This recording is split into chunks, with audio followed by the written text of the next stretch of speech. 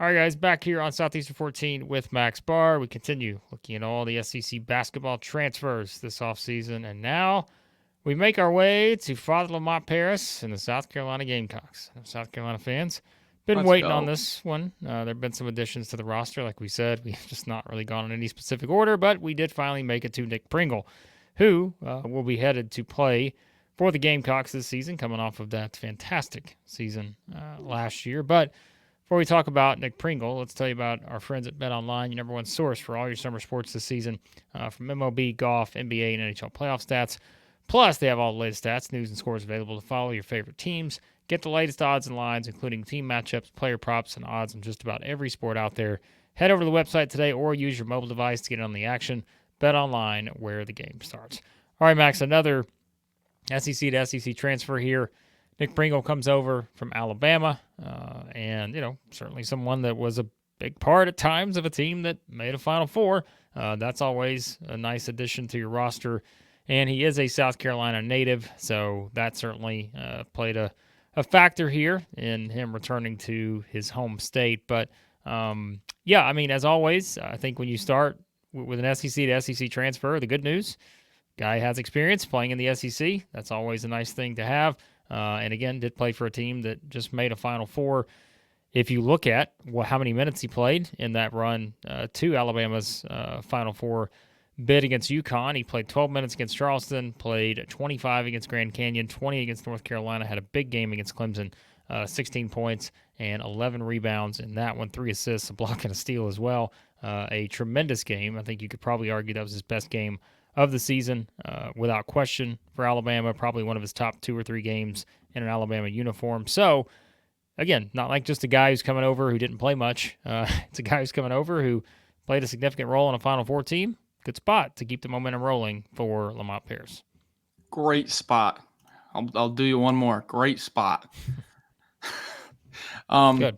Yeah, one of my favorite things Great. about this recruitment is the South Carolina ties. I did not realize how what's the word I want to hold, the monopoly that Lamont Paris has on South Carolina recruiting right now. You can have a lineup out, multiple different lineups now that South Carolina can throw out there next year, where all 5 on the floor are in-state South Carolina raised players. That's significant. That's how you build up a program and get the fans behind you. So I love that. Nick Pringle from Seabrook. But I was going through the accolades here, Blake. I did not know Nick Pringle was one of the best JUCO players in the nation 2 years ago. I had no Dodge clue. City. He was the number 1 rated JUCO power forward out of Dodge City, number 2 overall prospect before he went to Alabama. Man, I had no clue. Well, you learn something new every day. Yeah. Well, look, this is a guy that I think you're going to look at, and you've got it on the notes here. Something I was going to bring up. Obviously, his role took a significant step forward for Alabama this past season. Yep. And again, that's always a nice thing to have. But again, also remember, they made it to the Sweet 16 last year. They had the number 1 overall seed. So I think that's important, is like you think about, certainly he went from playing a little bit of a role on the number 1 overall seed Sweet 16 team. Certainly had some good games in that one, that first round game. I think it was against Texas A&M Corpus Christi. Probably, one of, if not the best game he's had in Alabama uniform, 19 points, had 15 rebounds in that game. That was the first round, 116 game. But, yeah, and then you see the role that he played, the following season. And, yes, did miss a couple games here and there, but still, I think overall you look at just the development, and I think seeing that this is a guy that could really fill the stat sheet, and, what was a guy who added points, he added rebounds, got to the free throw line quite a bit, certainly can block some shots. Also a little bit better assist man, definitely down the stretch maybe. He's grabbing 3 assists here, 3 assists there. So, yeah, I think kind of an older guy now, that helps, is to add that older player to the roster. We've seen South Carolina have success with those kind of guys, and so, yeah, I think just that development overall, and seeing now kind of the jump that he makes in a new system, which will look a little bit different than the way that Alabama played. South Carolina's play a little bit different under Lamont Paris, but A little bit. that could be the most interesting transition there. Yeah, kind of keeping the trend of his development going.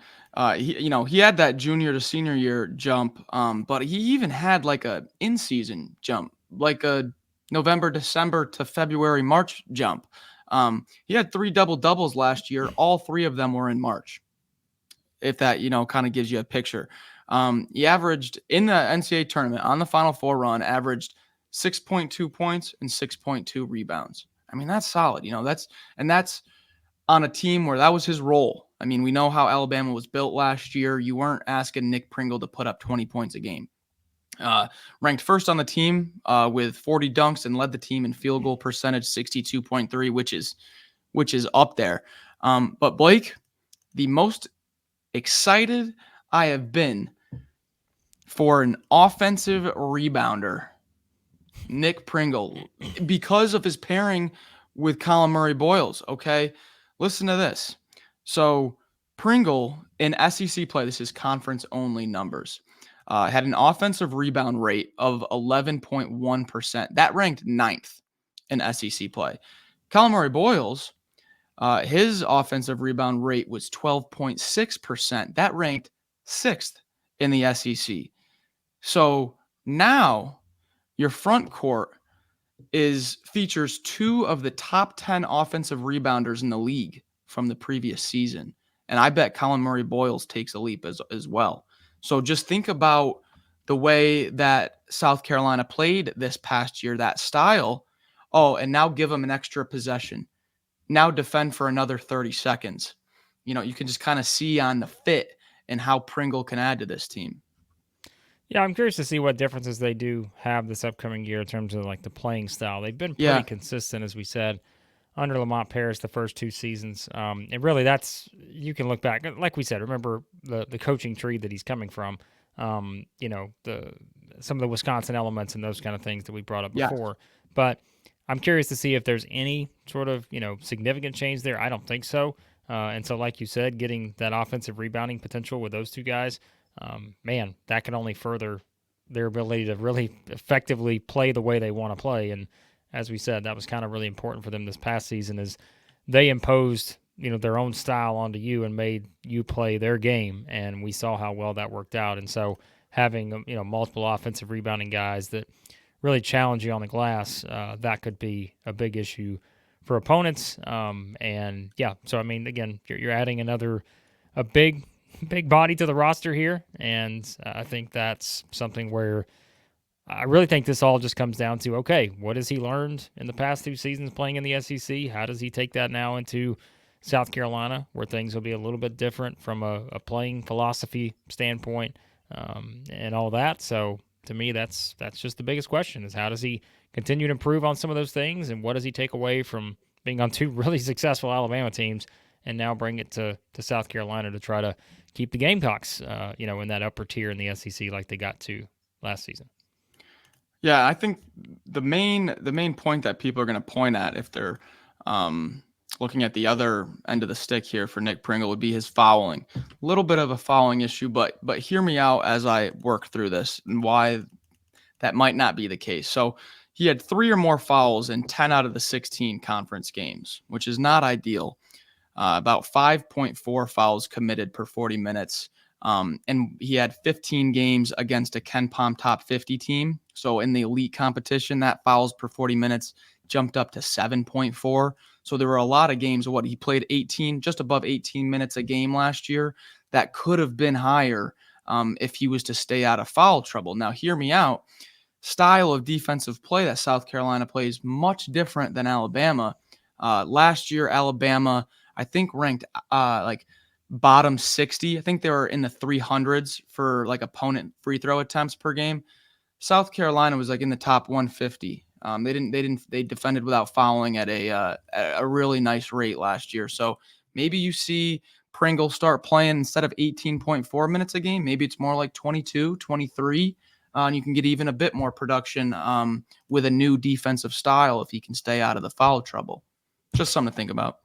Yep, something to think about as Nick Pringle is joining the South Carolina Gamecocks. And as we said, another SEC to SEC transfer. Those are always interesting for us because we've seen this guy established in a certain role on this team. Now we see what that looks like on the other SEC team that he's transferring to. So we'll see how that works out for Nick Pringle at South Carolina. But, of course, we're doing all the SEC basketball transfers here at Southeastern 14. So hit that subscribe button, hit the like button on your way out, and check out all of our videos already on the numerous transfers we've already done videos on. We'll have more on the way. As we said, we're covering every single transfer. Some will be in solo videos like this. Some will be kind of joined together and all that. But the latest and the greatest way to find them, hitting the subscribe button. We'll have a few more Gamecocks soon. We'll have a few more. Yeah, we'll get some more Gamecocks in the rotation here. So we appreciate you guys watching, as always, and we'll talk to you again here soon at Southeastern